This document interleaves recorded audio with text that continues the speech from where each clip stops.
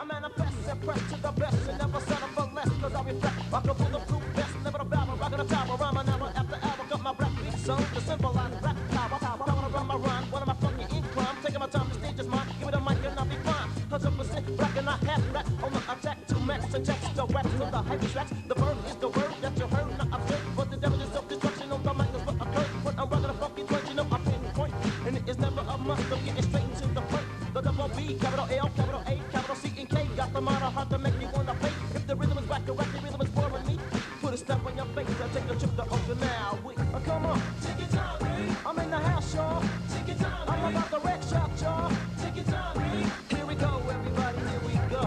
The first album I dropped, it was actually a maxi single, man. It was called Take Your Time, B. I had hooked up with Mike Shows, this guy named Mike Shows, and Marvin Younger. Met them through this guy named Lil Jon's, White Cat, off the chain too.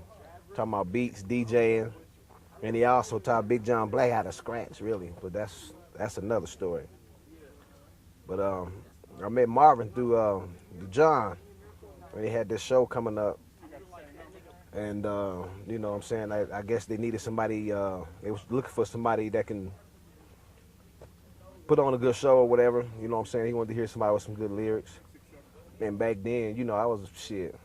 Like I said, I was on that. I had my LL Cool J on. When I seen the Take Your Time B album cover, it looked like he got his gear from Fresh Prince of Bel-Air. He had the cross colors on, and it was some old school stuff. So I really had to bag on him about that album cover. His favorite, you know, back in the day was LL Cool J. That was his. Remember, he used to wear the Kangos and stuff like him, and all that other kind of stuff, and the jewelry, all of that. You know, and I was always on the low cheap Casio keyboard doing the little beats and all that other kind of stuff, or beatboxing or whatever, and he bust to it, stuff like that. He could freestyle about anything. I told him freestyle about McDonald's, and he would do it. He would do it. So that's just a gift that he's been blessed with. Bernard is talented beyond recognition. He's talented. I remember when I used to sneak girls over to the house, and he would be under the bed hiding, recording us.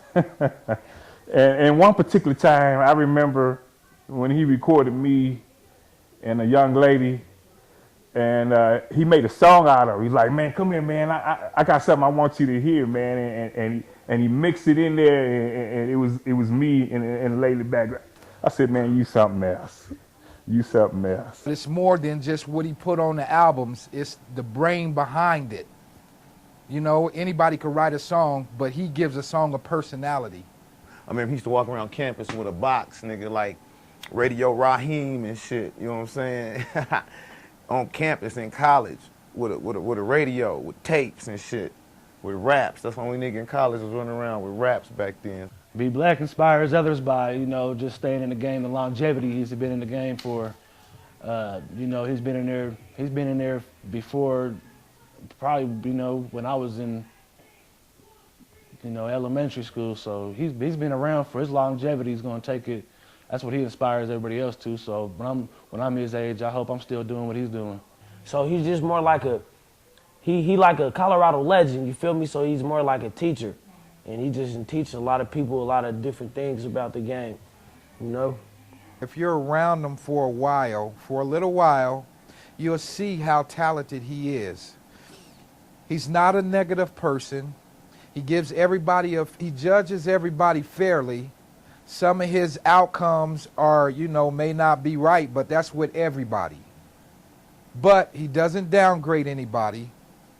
He's straight up with you. And, you know, he's pretty courteous. He's not a bully. He's never been a bully.